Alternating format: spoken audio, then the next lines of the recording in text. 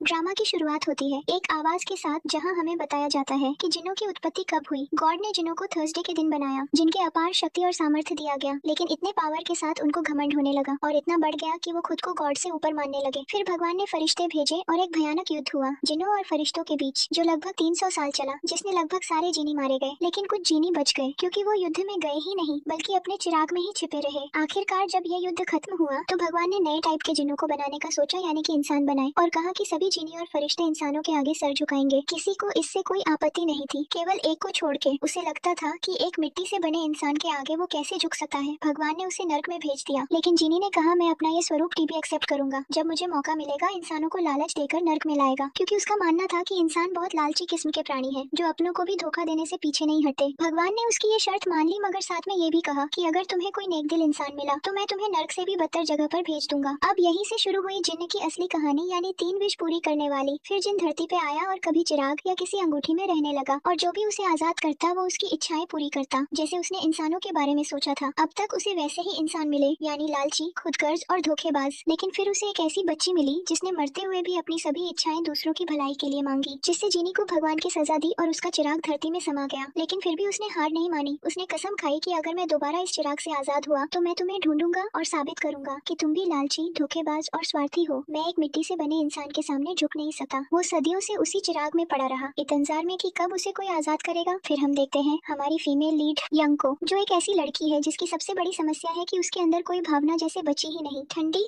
सुनने ऑलमोस्ट बेजान। वह दुबई के एक रेस्टोरेंट में बैठी होती है हमेशा की तरह, और तभी उसकी माँ अचानक उसके सामने आकर बैठ जाती है। माँ उसे देखती है और झुंझलाकर कहती है, क्या ये सब अभी खत्म नहीं हुआ? पता चलता है कि यंग पिछले 10 सालों से बिना एक भी दिन मिस किया इसी रेस्टोरेंट में आती है और उसी एक जैसी डिश को ऑर्डर करती है। ना कभी ऊप, ना कभी बदलाव। यंग अपनी माँ को अपनी जिंदगी में हुई सारी बातें बताना शुरू करती है, लेकिन उसकी माँ बीच में ही काट देती है। मुझे कुछ नहीं सुनना। यंग ठंडी नजरों से उसे देखती है और सख्त आवाज में कहती है, मैं बोल रही हूँ, बीच में मत टोकना। 20 साल बाद पहली बार अपनी बेटी की आवाज सुन रही हो, थोड़ा भी मिस नहीं किया? माँ उसकी कलाई पर लगी चोट देख लेती है, पूछती है, ये कैसे लग गई? यंग सीधी सी बात कहती है, मेरे काम में ऐसे घाव रोज लगते हैं। माँ फिर वही पुरानी बात दोहराती है, मैं तुम्हारे लिए बहुत पैसे छोड़ गई थी, तुम्हें काम करने की जरूरत ही क्या है? यंग बिल्कुल ठंडी आवाज में जवाब देती है, मान लेती हूँ कि मैंने ये आखिरी लाइन सुनी ही नहीं, क्योंकि दादी ने मुझे सिखाया था दयालु होना, जो तुम कभी सिखा ही नहीं पाई। फिर कहानी हमें फ्लैशबैक में ले जाती है। सालों पहले जब यंग की माँ उसे दादी के पास पैसे की एक थैली देकर छोड़ गई थी, दादी ने गुस्से में चिल्लाया था, किस तरह की माँ अपनी बेटी को ऐसे छोड़ जाती है। गुस्से में दादी ने उस पैसे को जमीन में दफना दिए और उस पर मिर्ची के पौधे लगा दिए। एक दिन स्कूल से फोन आता है, टीचर बताती है कि डेसेक करने वाली क्लास के बाद यंग रोज एक और मेंढक लाने की विनती करती है ताकि उसे फिर काट सके। दादी उसे मेंढक लाकर देती है, लेकिन जैसे ही यंग उसे चीरना शुरू करती है, दादी उसके हाथ से ब्लेड लेकर अपना ही हाथ काट देती है और कहती है, ये भी दर्द महसूस करते हैं, अगर खुद नहीं भुगतना चाहती तो किसी और को भी मत पहुंचाओ। लेकिन उसी पल यंग अचानक भड़क उठती है और दादी का गला दबाने लगती है। दादी भी हार नहीं मानती और हर तरह से उसे रोकती है। एक अजीब सी लड़ाई, भावनाओं की, दर्द की और उसकी टूटी हुई पहचान की। यंग बताती है कि उसके पिता की बहन को भी भावनाओं को महसूस करने की क्षमता लगभग खत्म। दादी उसे आखिरी नियम समझाती है, ये हमारे उसूल हैं, इन्हें मानकर ही जीना। यंग कहती है, अगर दादी के ये नियम न होते जिन्हें मैं बचपन से निभाती आई हूँ, तो शायद तुम कब की ओबिट्यूरी में छप चुकी होती। वह उठती है और कहती है, चिंता मत करना, अब कभी मेरी शक्ल नहीं देखोगी, और होटल वापस चली जाती है। अगले दिन वह टूरिस्ट ग्रुप के साथ रेगिस्तान जाती है। अचानक तेज रेत का तूफान उठता है। गाइड कहता है, हर 1000 साल में एक जिन्न नाचता है, आज तुम लकी हो जो देख रहे हो। यंग बिना एक्सप्रेशन के बुदबुदाती है, बेचारा, ये तो 2 लोगों का डांस होता है, ये अकेला कर रहा है, इससे ज्यादा अकेला तो मैं भी नहीं हूँ। जब ग्रुप आगे बढ़ जाता है, यंग अकेले दूसरी दिशा में निकल जाती है। दोस्त मैसेज करता है, ट्रिप कैसी है? यंग का जवाब, रेगिस्तान बहुत सुंदर है, खामोश, एकदम परफेक्ट जगह है कि मैं यहाँ कैक्टस लगा दूं और उसके पास खुद को दफना दूं। दोस्त सलाह देता है, गुस्सा आए तो घड़ी की टिक टिक सुनना। वह कोशिश करती है, पर तभी उसका पाँव किसी चीज से टकराता है और वह मुंह के बल रेत में गिर जाती है। वह चीज थी एक पुरानी सी लैंप। वह उसे उठाकर ऐसे पीटना शुरू कर देती है जैसे उसके सारे दर्द उसी में छिपे हों, माँ पर, दुनिया पर, खुद पर। सारा गुस्सा उस लैंप पर निकाल देती है, लेकिन जैसे ही वह शांत होती है, लैंप को उलट पलट कर देखती है और उसी क्षण जिन्न प्रकट हो जाता है। लेकिन याद रहे, यंग रिएक्शन वाली लड़की नहीं है, एक्शन वाली है। वह उसे सीधी आंखों में देखकर बोलती है, तुम कौन हो, जल्दी बोलो, वरना मैं तुम्हारा काम तमाम कर दूंगी। जिन्न छाती तान कर कहता है, मैं शैतान हूँ, लेकिन लोग मुझे जिन्न भी कहते हैं। यंग मुड़कर चल देती है, बिना प्रभावित हुए, बिना रुके। जिन्न पीछे पीछे भागता है, रुको, तुम ही वो लड़की हो जिसे मैं सदियों से ढूंढ रहा हूँ। और वह ऐसे ठोकरें खाता भाग रहा है जैसे लंबे बालों की वजह से खुद अपने पैरों में उलझ गया हो। यंग जैसे ही अपने कमरे में पहुंचती है, देखती है वह पूरा कमरा उसके लंबे बालों से पटा हुआ है। जिन्न ड्रामा अंदाज में कहता है, 1000 साल हो गए? हाँ। यंग बेपरवाह आवाज में जवाब देती है, 1000 साल में बाल तो बढ़ गए, पर दाढ़ी को पता ही नहीं चला। वह बड़बड़ाता है, कितनी बेइज्जती, छोड़ो आगे बढ़ते हैं। फिर वह अपनी कहानी सुनाता है, कैसे यंग की वजह से 1000 साल पहले उस पर श्राप लगा, कैसे लोग लैंप पाने पर उससे 3 विश लेते थे, कैसे उसका असिस्टेंट सैयद उसे दुनिया की खबरें देता था, और कैसे उसने कसम खाई थी जब वह लड़की दोबारा जन्म लेगी वह उसे ढूंढकर खत्म कर देगा, क्योंकि उसकी आखिरी विश ने ही उसे लैंप में कैद कर दिया था। अंत में वह गुस्से से कहता है, और फिर तुम तुम आई, लैंप को ऐसे हिलाया जैसे मेरा पेट ही उलट दोगी। मैंने अभी अभी खाना खाया था औरत। यंग का जवाब, तुम डराते नहीं हो और मैं तुम्हें सीरियसली भी नहीं ले रही। तुम हो क्या? वह मुस्कुराकर कहता है, फर्क नहीं पड़ता, इंसानों को बिगाड़ना मेरा पसंदीदा काम है। यंग, तो मुझसे क्या चाहिए? 3 विश बोलो बस। मरे हुए को जिंदा करना, भविष्य में जाना, मत मांगना। यंग उसे नजरअंदाज करती रहती है, लेकिन वह हर जगह पीछे पीछे फिरता है। Shop, cafe, jewellery store. लोगों को लगता है यंग पागल होकर हवा से बातें कर रही है। वह चिढ़ाकर कहता है, अरे हाँ, बताना भूल गया, दुनिया में सिर्फ तुम मुझे देख सकती हो। यंग चिल्लाती है, वाह, अब सबको लगेगा कि मैं इंसेन हूँ तुम्हारी वजह से। वह हंसकर कहता है, अरे स्वीटहार्ट, तुम वैसे भी थोड़ी साइको हो। यंग गुस्से में लैंप उठाकर समुद्र में फेंक देती है, लेकिन जैसे ही कमरे में लौटती है वह आराम से बैठा बाल सुखा रहा होता है। यंग और भड़क जाती है और वहाँ से चली जाती है। यंग के दिमाग में बस एक ही बात घूम रही थी, अगर इसकी कोई कमजोर कड़ी मिल जाए तो शायद इससे पीछा छुड़ाया जा सके। वो हल्की सी मुस्कान के साथ बोली, तो तुम उड़ भी सकते हो? जिन्ना ने उसका हाथ पकड़ा और बोला, चलो दिखाता हूँ। और अगले ही पल, कुछ सेकंड में वो दोनों दुबई की ऊंचाइयों में थे। जिन्ना उसे अपनी बाहों में लिए ऐसे उड़ रहा था जैसे बैटमैन का भी बाप हो। ऊंची इमारत की छत पर उतरते ही यंग नीचे झांककर बोली, वाह, तो तुम वाकई जिन्न हो। बताओ, अगर मैं तुम्हें धक्का दूं तो तुम इंसानों की तरह मरोगे? जिन्न हल्का सा हंसा, थोड़ा नर्वस होकर, तुम मजाक कर रही हो है ना? लेकिन यंग ने मजाक का मतलब भी नहीं दिया। वो सच में उसे किनारे से धक्का दे देती है। पल भर में वो गायब हो जाता है और अगले ही पल उसके सामने फिर प्रकट होता है, इस बार काफी ज्यादा डरावने असली रूप में। जिन्न घुर्राया, अच्छा वाला जिन्न तो अब खत्म हो गया, ये मेरा असली चेहरा है। मुझे ये चेहरा तुम्हें बहुत पहले दिखा देना चाहिए था। उसे 1000 साल पुरानी वो लड़की याद आती है जिसने उससे कहा था, सजा चाहे जितनी बड़ी हो बांट लेंगे। उसकी भलाई उसे आज भी सता रही थी। जिन्न भारी सांस लेकर बोला, मैंने सोचा था जब तुम दोबारा मिलोगी बदली हुई मिलोगी, पर तुम तो पहले से भी ज्यादा बेदिल निकली। फिर ठंडे स्वर में बोला, अब अपनी पहली विश बोलो, मुझसे माफी मांगो और अपनी जान बचाओ। उसने यंग की गर्दन पकड़ ली, जोर से दबाते हुए कहा, 3 ख्वाहिशें पूरी होते ही, जैसे ही मेरी बेड़ियां टूटेंगी, सबसे पहले तुम खत्म होगी। लेकिन यंग उसके गला दबाने पर भी शांत, ऑलमोस्ट मुस्कुराते हुए फुसफुसाती है, तो कर दो, अभी कर दो। ये पल मेरी जिंदगी का सबसे खुश पल है। पहली बार मेरा दिल सच में धड़क रहा है। जिन्न वहीं जड़ हो गया। ये लड़की मौत के इतने करीब होकर खुश कैसे है? वो उसे छोड़ देता है और यंग सीधा आसमान से गिरती है, लेकिन नीचे जाते हुए भी पागलों की तरह हंसती रहती है। जिन्न फिर उसे पकड़ लेता है हवा में ही और दहाड़ता है, अगर तुमने मुझे दोबारा छुआ तो मैं इंसानों की पूरी नस्ल मिटा दूंगा। तुम लोग इतने भ्रष्ट कैसे हो गए? अब तो शैतान को भी तुम लोगों को बहकाने की जरूरत नहीं। और फिर वो गायब हो जाता है, यंग को हवा में अकेला गिरता छोड़कर। बाद में कैसे भी करके यंग अपने कमरे पहुंची, बेसुध होकर सामान पैक किया और वो लैंप दुबई के होटल में ही छोड़कर निकल पड़ी। वो फ्लाइट में बैठ गई, लेकिन जैसे ही वॉशरूम से बाहर आई, वहीं उसकी सीट पर जिन्न आराम से बैठा चिप्स खा रहा था। उसने चिढ़कर कहा, ये बाल जिन पर तुम इतना घमंड करते हो, गाँव पहुँचने से पहले कटवा दूंगी। जानते हो मैंने कितने पैसे खर्च किए हैं अपने बालों पर? जिन्न ने मुंह बनाकर कहा, और तुम चाहती हो मैं तुम्हारे गाँव में तुमसे भी लंबे बाल लेकर पहुंचूं? गाँव पहुंचते ही यंग ने उसे अपनी दादी और दोस्तों से मिलवाया। लोग बोले,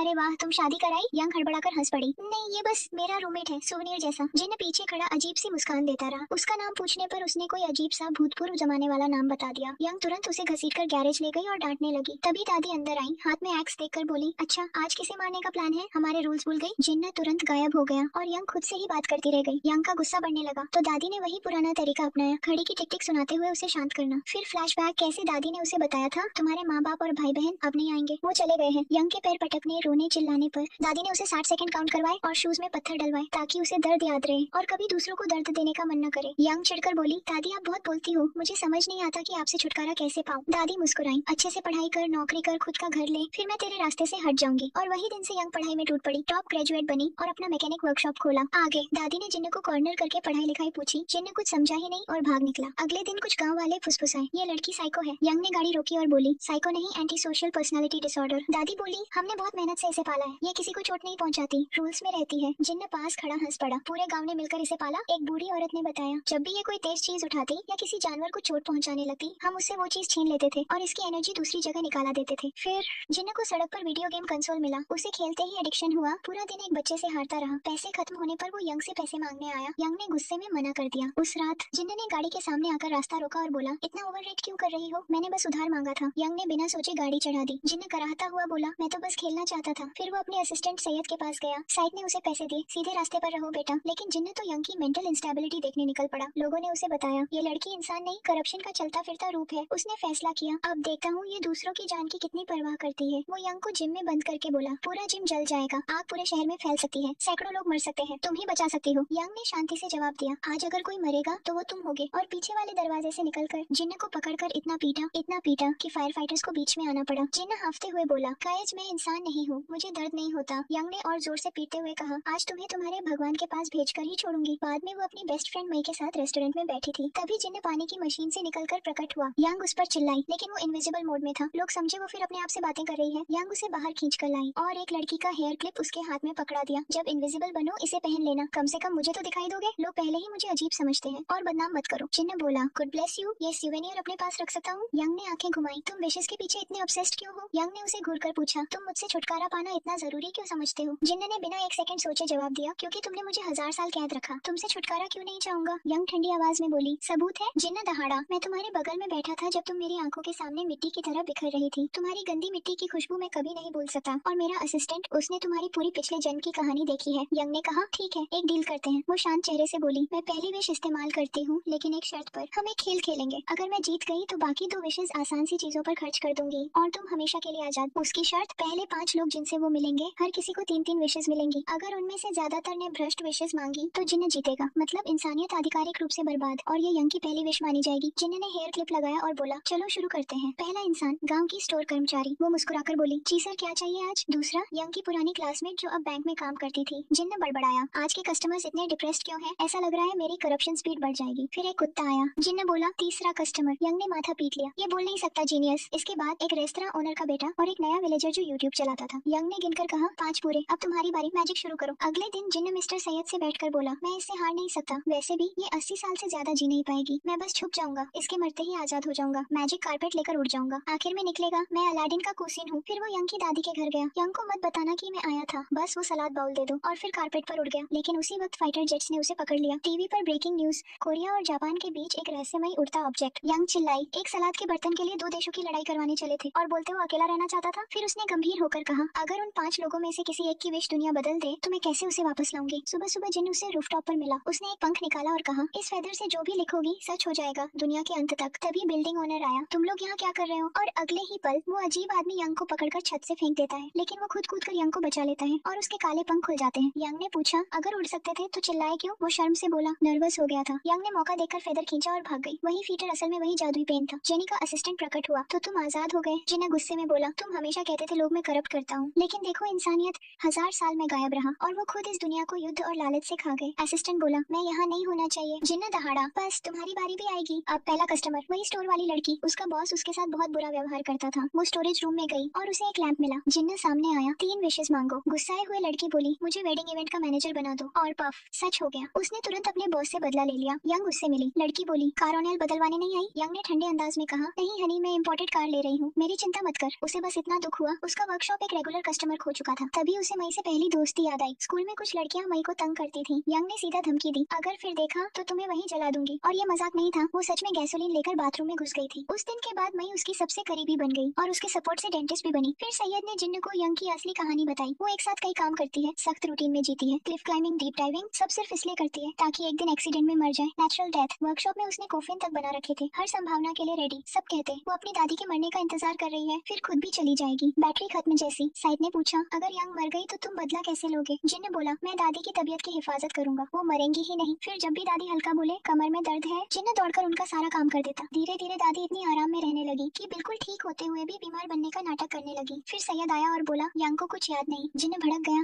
क्या? जिसने मुझे 1000 साल कैद रखा, उसे याद भी नहीं? वो राइचस थी, अच्छी इंसान थी, अब ये सब भूलकर मुझे बेवकूफ बना रही है। साइड बोला, उसे बताने की जरूरत नहीं, वो खुद ही पीछे खड़ी है। यंग चुपचाप चली गई। जिन्न पीछे से बोला, हे आउटफिट अच्छा लगा, कहाँ जा रही हो? फिर उसे मई की क्लिनिक, शॉपिंग और फिर जिन्न के साथ खाना खाते दिखाया गया। शहर की स्काईस्क्रेपर्स देखकर यंग बोली, मुझे वहाँ ऊपर ले चलो। जिन्न बोला, पर वादा करो दोबारा मुझे धक्का नहीं दोगी। वो उसे ऊपर ले गया और वहाँ यंग ने अचानक कहा, मुझे तुम पसंद हो। जिन्न उछल पड़ा, क्या? ऐसे कौन कन्फेस करता है? डर गई थी मैं। उसने पूछा, क्यों पसंद हो? यंग बोली, क्योंकि तुम इंजन जैसे हो, तुम्हारी फीलिंग समझने में एफर्ट नहीं लगता, कंफर्टेबल हो। जिन्न ने लंबे सांस ली, वाह, मैं अब कार इंजन बन चुका हूँ। फिर बोला, रोमांस चाहिए? ठीक है। और उसने पूरे शहर की लाइट्स बंद कर दी ताकि यंग तारे देख सके। दोनों ने एक जादुई खूबसूरत रात बिताई। अगले दिन यंग बस उसी पल को फिर जीना चाहती थी, लेकिन जिन्न उससे दूर भागता रहा और वो उसके पीछे। फिर उनका सामना हुआ दूसरे कस्टमर से, वही बैंक कर्मचारी। उसने यंग का अकाउंट खोलते ही उसके बैंक बैलेंस देखकर जलन में पागल हो गई। उसी रात गांव में बड़ा फेस्टिवल था, सब गए, बस यंग अपने वर्कशॉप में अकेली रही। वहीं आया the angel of good. Young ने पूछा, तुम आखिर हो क्या? कौन सी स्पीशीज? और तुम्हारे पंख इतने काले क्यों हैं? वो बोला, अगली बार पिंक कर लूंगा। यंग ने आंखें सिकोड़कर कहा, मैंने नोटिस किया है तुम दान पुण्य करते हो और जिन्हें खिलाते हो वो तुरंत मर जाते हैं, क्यों? वो बोला, दूसरे तरीके से सोचो, मैं उनके दिल में शांति भरने आया हूँ। यंग ने पूछा, और रूल्स क्या है? प्यार व्यार अलाउड है? एंजल बोला, नहीं, बिल्कुल नहीं। यंग मुस्कुराई, तो देर हो गई स्वीट हार्ट, दिल तो तुम ले ही चुके हो, अब निकलो वरना पानी छिड़क दूंगी। अगले दिन हम पहले ग्राहक से मिलते हैं, वही महिला जो ब्रांच मैनेजर बन गई थी, लेकिन उसकी फ्रेंड्स उसे गंभीरता से नहीं ले रही थी। उसकी प्रमोशन जितनी तेज थी उतनी ही जल्दी उसे पछतावा भी हो गया। परेशान होकर वो वापस लैम्प के पास गई और अपनी दूसरी विश मांगी, मुझे 20 साल पीछे भेज दो, लेकिन मेरी मैनेजरियल पोजीशन और मेरी दौलत दोनों बनी रहे। जिन्न ने विश पूरी की और पलक झपकते ही वो 20 साल अतीत में पहुंच गई। इधर प्रेजेंट में यंग अपने ऑफिस में थी, तभी उसका एक पुराना सहयोगी आया और बोला, हम अभी अभी अपनी वाइफ और बेटे के साथ तुम्हारे पड़ोस वाले घर में शिफ्ट हुए हैं। उसी समय पास्ट में जिन्न की मुलाकात यंग के बचपन वाले वर्जन से हुई, छोटी यंग। जिन्न मुस्कुराकर बोला, अब जब हम पास्ट में आ ही गए हैं तो हेलो तो बनता है। लेकिन छोटी यंग ने एक बड़ी चट्टान उठाई और उसका निशाना जिन्न का माथा। धड़ाम। प्रेजेंट में यंग को अचानक एक अजीब सी मेमोरी पेन महसूस हुई। पास बैठा कोवर्कर बोला, फायदा नहीं, तुम अब भी पहले जैसी अजीब हो। रात को जिन्न फिर से यंग से छुप रहा था और यंग उसे ढूंढते ढूंढते पागल हो रही थी। जैसे ही उसे मिल गया यंग उस पर टूट पड़ी, तुम बार बार गायब क्यों हो जाते हो हर बार। उसी वक्त उनका क्लाइंट डॉग आकर भौंकने लगा। जिन्न ने तुरंत मिस्टर सैड को बुलाया, भाई ट्रांसलेट करो, इसे 3 विशेष देनी है और फिर शर्त रखी, इस कंडीशन पर कि गांव के सारे कुत्तों को समझाओ यंग को देखकर भौंकना बंद करे, नहीं तो सबको बिल्ली बना दूंगा। कुत्ते की पहली विश थी, मैं 40 साल का हैंडसम अमीर इंसान बनना चाहता हूँ। अगले दिन यंग फिर वुडवर्क कर रही थी, इस बार कॉफिन नहीं, एक टेबल। खुशी की बात, दादी ने फोन करके अपनी डायरी के नोट्स पढ़े। फोन रखते ही यंग गुस्से में जिन्न के पास गई, ये लो तुम्हारा टूटा हुआ मैजिक। दादी ने वो चीज पढ़ ली जो मैंने उस फीतर से लिखी थी, जबकि तुमने कहा था कोई नहीं पढ़ पाएगा। अब हमें नोटबुक और पेन दोनों छुपाने पड़ेंगे। जिन्न बोला, सबसे सेफ जगह लैंप के अंदर। वो उसे लैंप के भीतर ले गया। अंदर अंधेरा सन्नाटा। जिन्न बोला, देखो मैं यहाँ इतने साल अकेला रहा हूँ। यंग ने कहा, ठीक है घर जैसा बनाते हैं। और उसने जिन्न से फर्नीचर मंगवाया,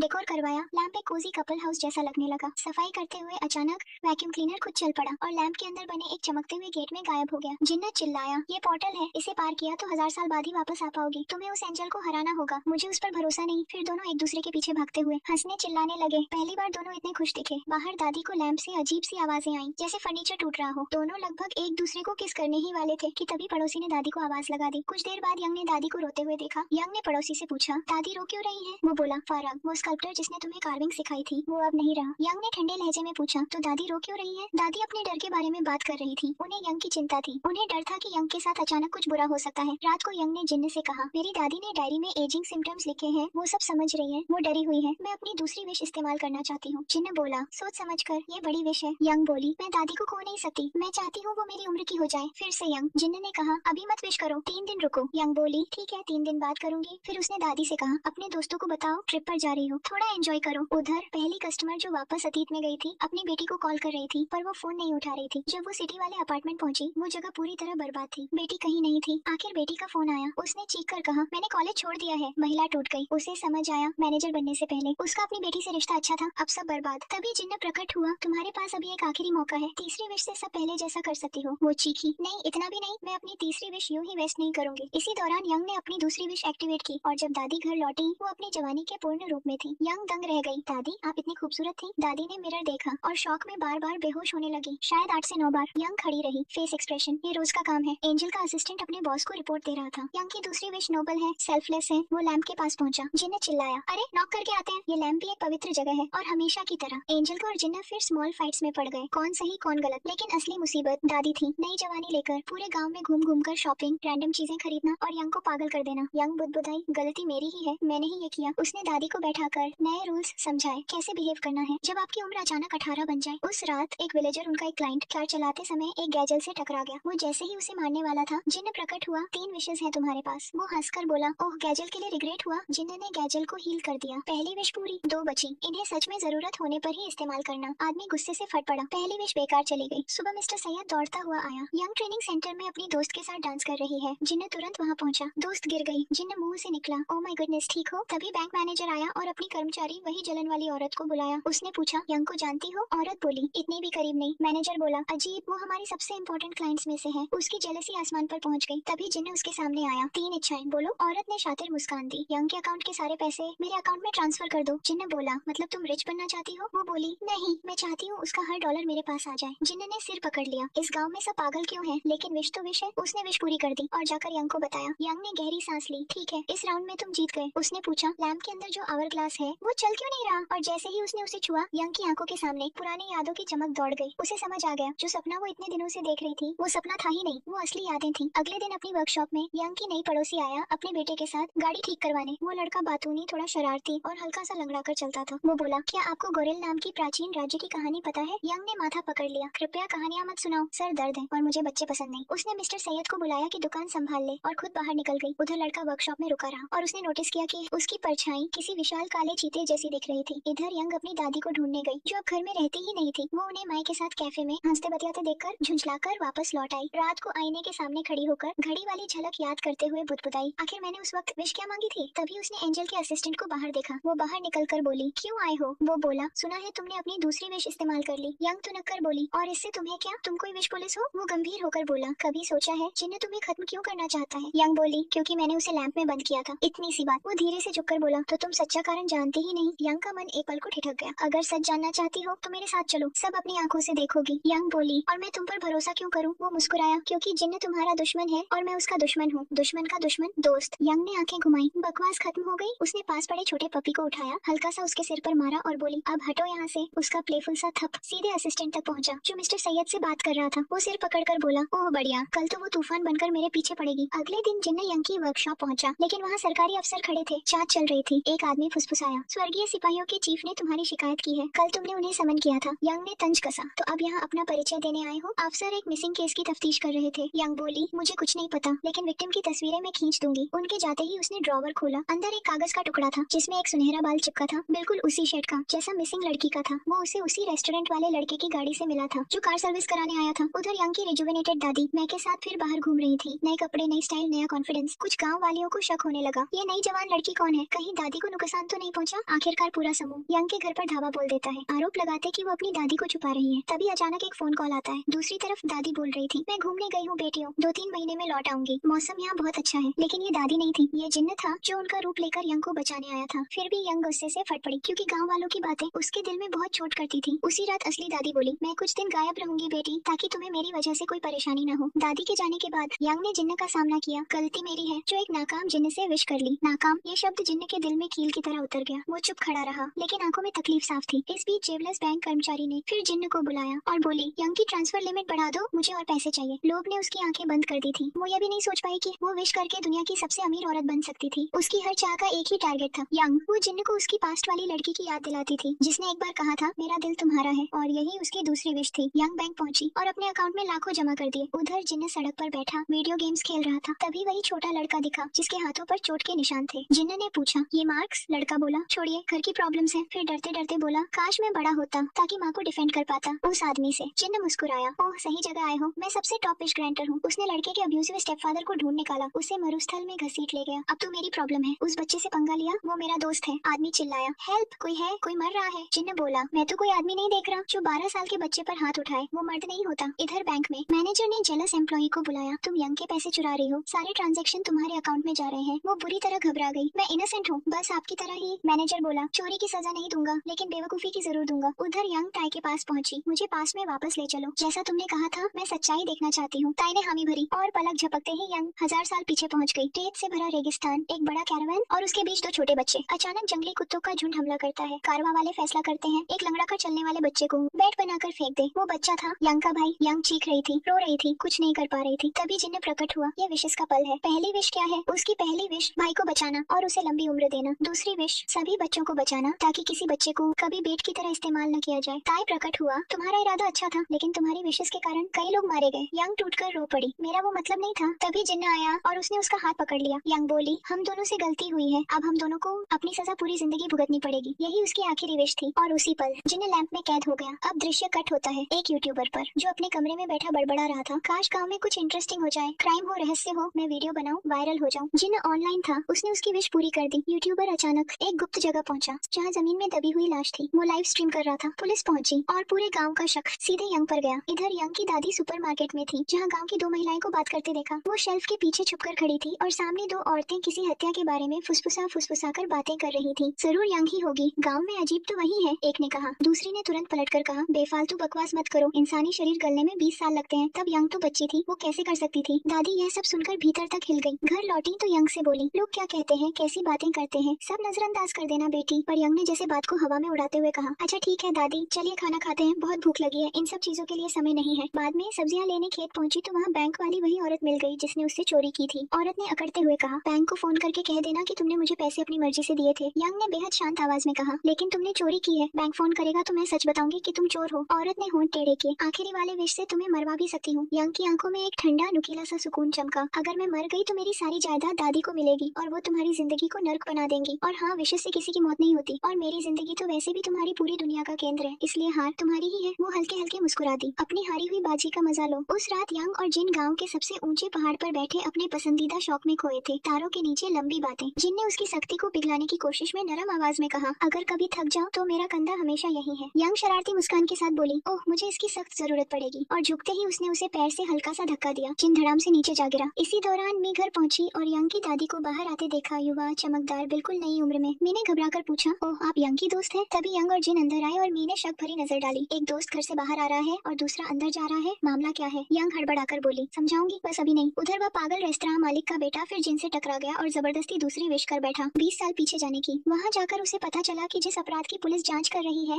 उसका गुनहगार तो वही था, और गवाह उसकी खुद की माँ। वर्तमान में लौटते ही वो उस पर चिल्लाया, तुमने बताया क्यों नहीं? मैं इतने सालों से डर में जी रहा हूँ। अगले दिन यंग उसकी माँ के रेस्तरां पहुंची, जो अब औने पौने दाम पर बिक रहा था। फिर वो खुद उस आदमी से मिलने गई, वही पीला बाल का टुकड़ा और हेयर डाई की शीशियां हाथ में लिए। वो ठंडी आवाज में बोली, सुना है तुम अपने शिकारों के बाल रंगते हो? सीधे सैलून खोल लेते, आसान रहता। वो दंग रह गया, तुम ये सब सबूत मुझे देने आई हो? यंग ने आंखें संकरी की, क्योंकि ये केस मजेदार है, लेकिन अपनी गलती सुधारनी पड़ेगी। हो सकता है हम साथ काम करें। वो हंस पड़ा, मुझे पता था तुम भी मेरी तरह पागल हो। घर लौटने पर जिन ने पूछा, उसे सबूत क्यों दे दिए? यंग ने समझाया, अगर पुलिस को देती तो वो तीसरी विश से भाग जाता। किसी को नहीं पता शरीर कहाँ है। अब वो अपनी आखिरी विश से उसी समय जाकर सबूत छुपाएगा, और उसी वक्त तुम मेरी डायरी मेरे पुराने वाले मुझे दे दोगे। जिन उसकी चतुराई पर दंग रह गया, कमाल हो तुम, तुम्हें तो लैंप में रहना चाहिए मेरे बजाय। फिर जिन ने उसे एक और सफर पर बुलाया, दुबई। मरहूम यादों के 20 गायब साल समझने के लिए। उनके पहुंचते ही जिन ने कहा, इस लैंप को रब करो, और उससे निकल पड़ी एक बेहद खूबसूरत महिला जिन। जिन ने लंबी सांस भरी, वो मुस्कुराकर बोली, हाँ मैं इसकी एक्स हूँ। यंग की भौं ऊंची हुई, वाह तो कितने साल हुए ब्रेकअप को? जिन हकलाया, बहुत बहुत साल। महिला जिन ने चुभन से पूछा, वैसे वो टीकअप सेट कहाँ है जो मैंने दिया था? जिन ने गर्दन खुजलाई, ओह पता नहीं, पुराना था। यंग ने दोनों को देखा और मुस्कुराकर बोली, तुम लोग बातें करो, मैं टहल कर आती हूँ। उधर समानांतर दुनिया वाले दुबई में यंग की दादी और मी मजे से घूम रही थी। खाना, खरीदारी, हंसी, सब कुछ जैसे फिर से जी उठे। रेस्तरां में बैठी दादी अचानक पुराने दिनों की याद में चली गई। जब यंग ने पूछा था, दादी क्या आपको माँ की याद आती है? दादी ने मुस्कुराकर कहा था, हमेशा आती है बच्ची। वापसी पर यंग ने बैंक वाली औरत को अपने वर्कशॉप के बाहर खड़ा पाया, चिल्लाते हुए, उसे उकसाते हुए कि पहले वो अपनी आखिरी विश करे। इसी दौरान स्टोर मैनेजर ने जेनी को बुलाया और दिमाग चलाकर अपनी तीसरी विश से उसे कहा कि पिछली 2 विशेस भूल जाओ। उसे लगा कि जिन फिर से उसकी 3 नई विशेस देगा, पर वो जिन का जाल था और उसकी आखिरी विश भी बर्बाद हो गई। जिन वापस यंग के पास पहुंचा और सारी अपडेट दी, जो यंग हमेशा डायरी में लिखती थी। वो धीरे से बोली, अगर मैंने आखिरी विश कर ली तो तुम मेरी जिंदगी से निकल जाओगे, यादों से भी। मैं ऐसा नहीं चाहती। उसकी आंखों में पहली बार आंसू चमके। उधर टाई का सहायक मिस्टर साडे के साथ बैठा था, दोनों कभी एक दूसरे के पुराने साथी। और तभी उसे पता चला कि टीआई ने उसका स्वर चुरा लिया है। गुस्से में वो टाई से जा भिड़ा। जेनी बीच में कूदा और बोला, छोड़ ये नौकरी, मेरे साथ चल, डीमन वाले काम ज्यादा मजेदार है। और वो टाई को लेकर सीधे अंतरिक्ष में उड़ गया। वहाँ दोनों में जबरदस्त लड़ाई हुई। आखिर टाई हाफता हुआ बोला, ठीक है मैं हार गया, लेकिन 20 मिनट की सच्चाई बताने से फिर भी इनकार कर दिया। इसी वक्त यंग उस पहाड़ी पर खड़ी थी जहाँ वो हमेशा सोचा करती थी। उसका पड़ोसी घबराया हुआ उसके पास आया और बोला, माफ करना, मैं कुछ बहुत बुरे लोगों में फंसा हूँ। उन्होंने मुझे पैसों के लिए ऐसा करने को कहा, बहुत कर्ज और सामूहिक बचत भी। और अचानक उसने यंग को धक्का दे दिया। यंग नीचे गिर रही थी और उसके सामने उसकी दादी, उसकी दोस्त माई और जिन की यादें चमक रही थी। अचानक जिन बिजली की तरह प्रकट हुआ, उसे थाम लिया। वो चिल्लाया, तुम ऐसा कैसे कर सकती हो? यंग ने धीमे से कहा, गिरी, मैं नहीं थी, तुम मुझे विश से बुला सकती थी। उसने फुसफुसाया, अगर आखिरी विश इस्तेमाल करती तो तुम्हें भूल जाती। और वही पल था उनके बीच पहली सच्ची मोहब्बत, एहसास। इधर वो कुत्ता जिसने इंसान बनने की विश की थी, आखिर अपने बिछड़े हुए परिवार को ढूंढ ही लिया। भावुक होकर वो जिन जेनी के पास गया और बोला, मुझे वापस कुत्ता बना दो, यही मेरी आखिरी विश है। जेनी अवाक रह गया। कुत्तों की वफादारी इंसानों से कहीं ज्यादा होती है। वो बुदबुदाया। उधर यंग बैंक गई और अपना सारा पैसा नकद निकाल लिया। लेकिन जिस रात वो घर लौट रही थी, कुछ बेघर गुंडों ने उसे घेर लिया, मारने पीटने की कोशिश की, पैसे छीनने लगे। तभी जेनी गुस्से से हवा चीरता हुआ पहुंचा, सीना चौड़ा कर दहाड़ा, सोही कहाँ है? उसे तुम्हारी रक्षा के लिए भेजा था। यंग कराहते हुए बोली, क्या करूँ? उसे नेचर कॉल लग गई थी। जेनी चीखा, तुम्हें हाथ लगाया, बस यही चीज मैं बर्दाश्त नहीं करता। और उसने उन गुंडों की जमकर धुलाई कर दी। बाद में दोनों साथ चलते हुए बातें कर रहे थे। जीनी ने बताया कि कभी उसने भी 3 विशेष की थी। उसमें से आखिरी विश उन 20 खोए हुए सालों में की थी, जिन्हें वो अब याद ही नहीं कर पा रहा था। एक दूसरी जिन्न ने उससे कहा था कि वो छोटी लड़की जो 8 साल की उम्र में मर गई थी, दरअसल जीती रही पूरे 20 साल और। जीनी डरता था, आखिर उसने ऐसा क्या मांगा था जो उसकी यादों में नहीं? यंग ने कहा, पहाड़ से गिरते वक्त मैं भी डरी थी कि कहीं तुम्हें, दादी को या मुझे कोई आखिरी बार न देख पाऊं। जीनी मुस्कुराया और उसे एक शांत जगह ले आया। उसकी पहली डेट सच में यही शुरू हुई। यंग ने छेड़ा, अजीब है, तुमने मुझे कई बार बचाया, पहले तो बस मुझे हटाना चाहते थे। जीनी हंसा, अब हटाने की कोशिश नहीं करता, क्योंकि अगर सच में दिमाग लगाया तो तुम्हें मिटा दूंगा। दोनों को महसूस हुआ ये रिश्ता तो बहुत पहले से लिखा हुआ था। इसी बीच क्लिनिक में मैं दादी के एक्सरे की तुलना उनके जवान रूप से कर रहा था। दोनों बिल्कुल एक जैसे थे। दूसरी ओर उस पागल आदमी ने तीसरी विश कर दी, जैसा यंग ने पहले ही सोच लिया था। वो उस दिन वापस गया जब उसने अपना दूसरा शिकार मारा था। जैसे ही उसने लड़की को चोट मारी, उसी पल जीन ने यंग की डायरी उसके पुराने समय वाले रूप को पकड़ा दी। उसने किताब खोली, उससे शक्ति की लहर निकली। वो लड़की को बचाने, पुलिस बुलाने और उस आदमी को गिरफ्तार करवाने में सफल रही। जीनी वर्तमान में लौटा और यंग से कहा, मैं अपनी सारी खोई यादें वापस पाना चाहता हूँ, क्योंकि दिल कहता है तुम वही हो जिससे मैं उन 20 सालों में प्यार कर बैठा था। इस बीच में गाँव में घूम घूम कर सबको दादी की पुरानी तस्वीरें दिखा रहा था। हर कोई पहचान गया, वो युवा लड़की वही दादी थी। घर पर दादी यंग के लिए खाना खाना बनाकर जमा कर रख रही थी, हर डिब्बे पर निर्देश लिखे हुए, क्योंकि टाई ने बताया था कम उम्र होने से उसकी उम्र नहीं बढ़ी है। राजसी पेड़ जिस दिन खिलेगा वही उसका आखिरी दिन होगा। यंग वर्कशॉप पहुंची, जेनी भी आया। जेनी बोला, कल उड़ने वाले कालीन पर चलते हैं। यंग हंस पड़ी, कल मैं दादी के साथ बाहर जा रही हूँ, उन्हें मेरे साथ असली यादें जीने दूंगी। जेनी ने आह भरी, ठीक है, मैं अपने लिए यादें बना लूंगा। और वो उस छोटे लड़के के साथ गेम खेलने चला गया। लड़के ने खुशी से कहा, मेरी विश पूरी हो गई, माँ का वो आदमी गायब हो गया, अब हम खुश हैं। जेनी ने मुस्कुराकर कहा, बस खेल मत छोड़ना। लड़का हंसा, ड्रामा हीरो, मैं अब रिटायर हो रहा हूँ, कल मिलूंगा। उधर यंग और दादी फोटो खींच रहे थे। दादी बोली, ताकि मेरी यादें तुम्हारे पास हमेशा खूबसूरत रहे। यंग मन ही मन सोचने लगी, क्या दादी मेरे दिमाग में झांक लेती है। अगले दिन यंग दुबई गई, सिर्फ उस महिला जिन्न से जीनी के बारे में पूछने, लेकिन दो आदमी उसका पीछा कर रहे थे। उसने दौड़ लगाई और अचानक महिला जिन्न प्रकट होकर उसे बचा ले गई। बातों बातों में यंग को एहसास हुआ, यही वो जिन्न थी जिससे जेनी सदियों पहले प्यार करता था। लैंप की दीवारों पर उसने उसी के बारे में लिखा था। वापसी पर जेनी मिला, वो उसे रेगिस्तान ले गया, एक छोटा सा बेस बनाया था, यहाँ तक कि उसने उसके लिए पारंपरिक कपड़े भी लाए थे। वो कपड़े पहनकर यंग इतनी सुंदर लगी कि जेनी बस उसे देखता रह गया। यंग ने उसे जिन्नों वाले पवित्र नृत्य सिखाए। जेनी बार बार उसके पैरों पर चढ़ जाता और हर बार वो कहती, गलत है, फिर से करो। उधर गाँव की एक औरत जो लंबे समय से यंग को शक की नजर से देख रही थी, रात में उसके घर घुस गई, फ्रिज खोला, खाना चखा और दंग रह गई। स्वाद बिल्कुल दादी जैसा। वो चीखते हुए बाहर भागी, ये वही है, वही दादी, ये जादूगरनी है। गाँव में अफवाहें आग की तरह फैल गयी। ये बात पहुंची एक प्राचीन जादूगर तक, जो बच्चे के रूप में फंसा था और करोड़ों सालों से जीवित था। वो जिन्न का दुश्मन था और यंग को इसलिए हटाना चाहता था क्योंकि वो अब लैंप की रानी बन चुकी थी। यदि वो गायब हो जाती, लैंप उस जादूगर का हो जाता और उसे जिन्न पर पूर्ण अधिकार मिल जाता। उसी समय जेनी की खोई स्मृतियां लौट आईं। उसे याद आया, यंग कभी गोरेओ साम्राज्य में खजूर बेचने वाली गरीब लड़की थी। जेनी बार बार याद दिलाने की कोशिश करता, मैं वही हूँ, पर यंग उसे पहचानती ही नहीं थी। वो बस खजूर बेचती रहती। एक दिन जेनी ने उसे सोने से भरा जार फेंका, ये ले, अब कमाली रोजी। वो खुश हुई पर फिर भी खजूर बेचती रही। अगले दिन वो ऊँट खरीदने गई, कोरिया लौटने के लिए। एक आदमी बोला, मेरे पास ऊँट है, आओ अंदर। यंग ने जेनी को कहा, अंदर जा रही हूँ, पीछा मत करना। अंदर घुसते ही उसे पीटा गया, उसका सारा पैसा लूट लिया गया। जेनी पहुंचा, सबको हरा दिया, सोना लौटा दिया। यंग रो पड़ी, मानव जीवन इतना हल्के में कैसे ले लेते हो, मैं तुम्हें नहीं देखना चाहती। वो घर में बंद हो गई। जेनी दीवारें फांदकर अंदर आया, चलो मैं तुम्हें कोरिया छोड़ दूंगा। यंग की आंखों में चमक थी, वो सच में खुश थी। उसकी मुस्कान देखते ही जेनी के दिल में पहली बार कुछ हिला। अगले दिन दोनों यात्रा पर निकले। रास्ते में एक बीमार बच्चा मिला। यंग ने उसे औषधि दी। जेनी बोला, तुम आधी इंसान आधी जिन हो, तुम्हारी बीमारी मानव शरीर की है। लड़का बोला, मुझे ठीक कर दीजिए। जेनी चल पड़ा। लड़के ने एक धागा पेश किया, अपनी जान देकर इसे खरीदिए, आपकी राह में मदद करेगा। जेनी ने हंसते हुए मना कर दिया। उस रात यंग एक पोशाक सिल रही थी, नींद से लड़ते हुए। जेनी आया और बोला, आराम क्यों नहीं करती। यंग बोली, मुझे ये ड्रेस पूरी करनी है। यंग वो ड्रेस अपने देश कोरिया लौटते वक्त पहनना चाहती थी। जेनी ने नरमी से कहा, इस दुनिया में अंधेरा ज्यादा है। फिर उसका हाथ पकड़कर उसे लैंप के अंदर ले गया। वहाँ दोनों साथ बैठे। यंग उसकी रानी की तरह कहानियां सुनाती रही, लंबी सुंदर दिल छू लेने वाली, और जेनी उन्हें सुनता रहा, इतनी खुशी से कि उसका दिल भारी हो गया। दोनों की किस्मत जैसे एक दूसरे से बन चुकी थी। वे हर पल साथ बिताने लगे, हंसते हुए, बातें करते हुए, जैसे समय रुक गया हो। लेकिन एक दिन लैंप किसी अजनबी को मिल गया। जैसे ही आदमी ने उसे रगड़ा, जेनी प्रकट हुआ। पहले तो उसने सोचा कि यंग ने बुलाया होगा, पर वह चौंक गया। वो आदमी वही कारवां वाला था जो बच्चों को यातना देता था, जिसे जेनी ने सदियों पहले खत्म किया था। लेकिन यहाँ एक बच गया था। उस आदमी ने पहली इच्छा की, बहुत अमीर बनना। जेनी ने दे दिया। आदमी बाजार में घूम घूम कर अपनी दौलत का दिखावा करता रहा, लेकिन लोग उससे नफरत करते थे। गुस्से में उसने दूसरी इच्छा की, जो भी मेरी बेइज्जती करे सबको मार दो। जेनी झिझका। उसे यंग की वो बात याद आ गई कि इंसान को आसानी से चोट मत पहुंचाना, लेकिन उसे इच्छा पूरी करनी थी, और आधा गाँव खत्म हो गया। उसी शाम आदमी बाजार से गुजरा और यंग को खजूर बेचते देखा। वह ताना मारता बोला, अब तुझे मुझ पर तरस आ रहा है, क्योंकि पहले मैं गरीब था, तू मुझे दाने देती थी जैसे मैं भिखारी हूँ। मांग जो मांगना है, सोना जवाहरात खजाने। यंग बोली, मुझे कुछ नहीं चाहिए, मैं वैसे भी अपने देश लौट जाऊंगी। उस आदमी का अहंकार फट पड़ा। अपमान बर्दाश्त नहीं हुआ। अपने महल लौटकर उसने बदला लेने की ठानी। उधर यंग ने जेनी को वह ड्रेस दिखाई जो उसने महीनों में सी थी। तभी जेनी फिर से बुला लिया गया। आखिरी इच्छा है, वो औरत जो मेरी बेइज्जती कर गई, उसे मेरे पास लाओ और वो जिंदगी भर मेरे साथ रहे। जेनी ने इच्छा पूरी की, और जैसे ही उसने चेहरा पहचाना, वह दहशत से कांप उठा। वह यंग थी। जेनी फट पड़ा। उसने पहरेदारों को ध्वस्त कर दिया और यंग को बचाने लगा। तभी वही छोटा लड़का प्रकट हुआ जिसने उसे जादुई धागों का सौदा दिया था। वह धागे जेनी के पैरों पर फेंका। जेनी जकड़ गया, हिल भी नहीं पाया। लड़के ने कहा, ये वही धागे हैं जिनका तूने मजाक उड़ाया था, अब देख क्या कर सकते हैं। फिर उसने सच्चाई बताई, यह दासी यंग जेनी से प्यार करती है। आदमी पागल हो गया। उसकी जलन, उसकी ईर्ष्या, और उसने यंग को छुरा घोंप दिया। जेनी की दुनिया उजड़ गई। वह चीखा, कांपा, टूट गया। यंग उसकी बाहों में पड़ी थी। आखिरी सांसें लेती हुई बोली, इंसान उतना ही जीता है जितना उसकी किस्मत में लिखा हो, और मर गई। जेनी रो पड़ा, जो उसने पहले कभी नहीं किया था। उसने पुकारते हुए कहा, मैं 3 इच्छाएं दूंगा, बस पहली इच्छा उसे बचाने की होना चाहिए। एक लालची आदमी आया, बोला, मुझे ढेर सारा सोना चाहिए। जेनी ने दे दिया। फिर बोला, अब उसे बचा लो। आदमी बोला, नहीं, और सोना चाहिए। जेनी ने दूसरी इच्छा भी दे दी। तीसरी इच्छा, पूरी दुनिया सोने से भर दो। और यंग मर चुकी थी। समय खत्म। जेनी पागल हो गया। उसने पूरा महल, पूरा शहर नष्ट कर दिया। अब सोना बचा ले तुम्हें। वह बोला, जब तुम राख बन चुके हो। फिर यंग की लाश उठाई, अपने वतन ले गया। वहाँ उसने कहा, मैं कोई भी सजा स्वीकार करूंगा, बस उसे किसी भी जन्म में एक बार फिर देख लूं। वर्तमान में गांव वाले अब दादी का भेद जान चुके थे और उन्हें पकड़ने पहुंच रहे थे, पर दादी घर से गायब थी। जैसे ही वह औरत बाहर निकली जिसने दादी पर शक किया था, एक कार ने उसे हवा में उछाल दिया। कार में से उतरा आदमी, जादूगर का आदमी, यंग को जीनी ने सब बताया। उसके सारे दर्द के लिए वह जिम्मेदार था। यंग ने कहा अतीत चला गया, अब हम भविष्य ठीक करेंगे। यंग ने दादी और मुझे लैंप में सुरक्षित रखा, मिस्टर सैद को पहरा दिया। फिर यंग बैंक गई और उस लालची औरत से बोली, मैं तुम्हारी आखिरी इच्छा खरीदना चाहती हूँ। और जब वो इच्छा जेनी को दी गई, वह बोली, मेरी आखिरी इच्छा सब कुछ वैसा ही हो जैसा यंग ने योजनाबद्ध किया है। अब युद्ध शुरू होना था। जेनी ने विदा ली, ऐसे जैसे यह आखिरी बार हो। जादूगर ने उसे जकड़ लिया जादुई धागों से। यंग को भी पकड़कर बांध दिया गया। जैसे ही जादूगर ने उसे मारने को हाथ उठाया, यंग गायब हो गई। असल में बैंक वाली औरत के सौदे के अनुसार एक खास शब्द बोलते ही यंग वहीं पहुंच जाती है जहाँ जेनी है। वह जेनी के पास प्रकट हुई, धागे तोड़े, दोनों साथ खड़े हो गए। ताई की सहायक लैंप लेकर आई जादूगर के लिए। मिस्टर सैड ने उसे देखा और दंग रह गया। तू?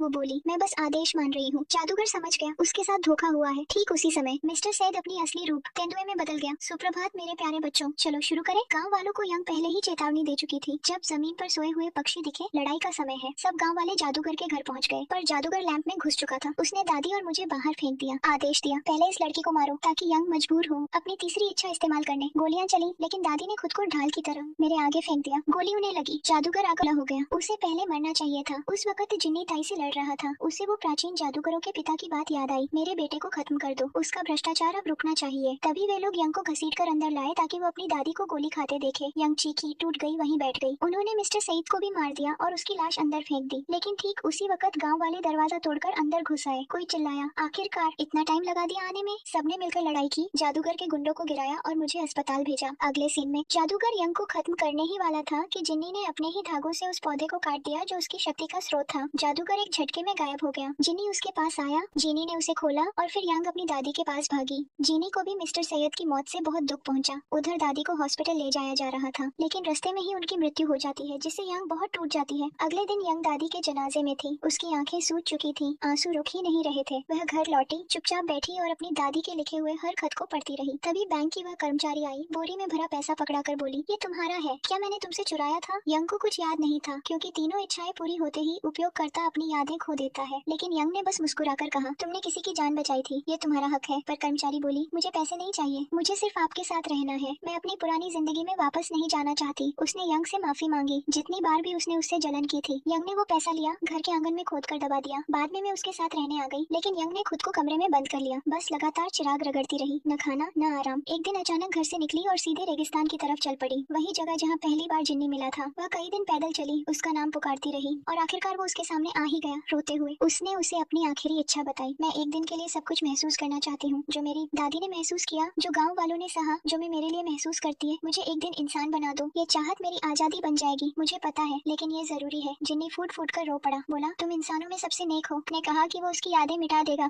और उसकी इच्छा पूरी होगी। उसी पल यंग का दिल इंसानों की तरह धड़कने लगा। उसकी सारी यादें, बचपन से लेकर आखिरी सांस तक, सब उसकी आंखों के सामने बिजली की तरह चमकी। वह रोई, कांपी और दर्द में टूटती चली गई। उधर ताई ने जिन्नी को भी खत्म कर दिया, जैसे दोनों ने पहले से तय किया था। लेकिन ताई की असिस्टेंट रेगिस्तान पहुंची, यंग से माफी मांगी और उसे जिन्नी से जुड़ी सारी यादें दे दी। यादें लौटे ही यंग का दिल और भी भारी हो गया। वह रेगिस्तान में भटकती रही और वहीं उसकी मौत हो गई। पुलिस ने मेरे को खबर दी, गाँव वाले भी उसके जनाजे में आए। समय बीता। एक दिन मैं उसकी कब्र पर बैठी थी कि अचानक यंग उसके सामने प्रकट हुई, लेकिन इस बार चिराग की जिन्न के रूप में। मैं दंग रह गई। 3 इच्छाएं मांगो, यंग ने कहा। उसने सब कुछ बताया और बोली, बहुत बातें हो गई, इच्छा बोलो। मैं की पहली इच्छा, हम हर रोज 4 बजे साथ में खाना खाएं। दूसरी इच्छा, गांव के सारे बच्चे मेरे क्लिनिक आएंगे और मैं उनका मुफ्त इलाज करूंगी। तीसरी उसने टाल दी। वक्त बीतता गया, गाँव में शांति लौट आई। एक दिन यंग ने मेरे से कहा, जिंदगी कैसी भी हो, साथ मत छोड़ना, और जब उन लोगों से मिलो जिन्हें तुमने सबसे ज्यादा मिस किया है, मुस्कुराना। मैंने तीसरी इच्छा बोल दी और उसी पल उसकी यादों से यंग का चेहरा मिट गया। 1 साल तक यंग अकेली रही, बस दूसरों की इच्छाएं पूरी करती रही। एक बरसाती दिन वो बाहर खड़ी थी, आसमान देख रही थी। क्या जबरदस्त रोमांटिक सीन बन सकता था, लेकिन किस्मत ही खराब है मेरी। तभी जिन्नी उसके बगल में प्रकट हुआ। वो हिलकर रह गई। तुम वापस कैसे आए? उसने पूछा। जिन्नी हंसा, मुझे खुद नहीं पता, बस पल को जी लो। औरत, पता चला दादी ने ताई को इतना तंग किया कि उसने मजबूर होकर चिराग वापस लौटा दिया और जिन्नी फिर आजाद हो गया। अब वह इंसानी दुनिया में रहने लगा। उसने नौकरी करके पैसे कमाने की कोशिश की, लेकिन यंग को पसंद नहीं आया। उसने बगीचे में गड़ा पैसा खुद ही निकाल लिया। जिन्नी ने उसे बताया कि अंकल सईद भी वापस जिंदा हो गए, बिल्कुल अपनी ही कॉपी की तरह, और अब सब बिना चिराग के ठीक चल रहा है। अंकल सईद ने आते ही सबसे पहले ताई की गोद में बैठकर उसकी असिस्टेंट वापस मंगवाई। उधर यंग और जिन्नी की रोज नई लड़ाइयाँ चल रही थी। फिर अंकल सईद वही पुराने चाय के कप उठाकर ले आया, जिन्नी की एक्स गर्लफ्रेंड वाली, जिससे तूफान और बड़ा हो गया। यंग ने जिन्नी का पीछा करते हुए चिल्लाया, आज मैं असली हूँ, भागकर दिखाओ। बहुत साल बाद मैं एक बूढ़ी औरत बन चुकी थी, सफेद बाल, थकी हुई आंखें, लेकिन वो उसी जगह आती थी जहाँ ये सब जादुई किस्से शुरू हुए थे। अगले सीन में जीनी ने अकेले नृत्य नहीं किया, उसके साथ उसकी जिंदगी का साथी नाच रहा था। यंग ने शिकायत की, अरे यार, नया सदी आ गई है और हम अब भी यही यही नाच, अभी भी मेरे पैर पर चढ़ रहे हो। बस आज के बाद ट्रेनिंग नहीं दूंगी और लगता है दोनों हर सदी में साथ नाचते रहेंगे दुनिया के खत्म होने तक। दादी भी उन्हें ऊपर से ब्लेसिंग्स देती है और इसी के साथ ये ड्रामा खत्म हो जाता है। आपको ये ड्रामा कैसा लगा नीचे कमेंट में जरूर बताएं।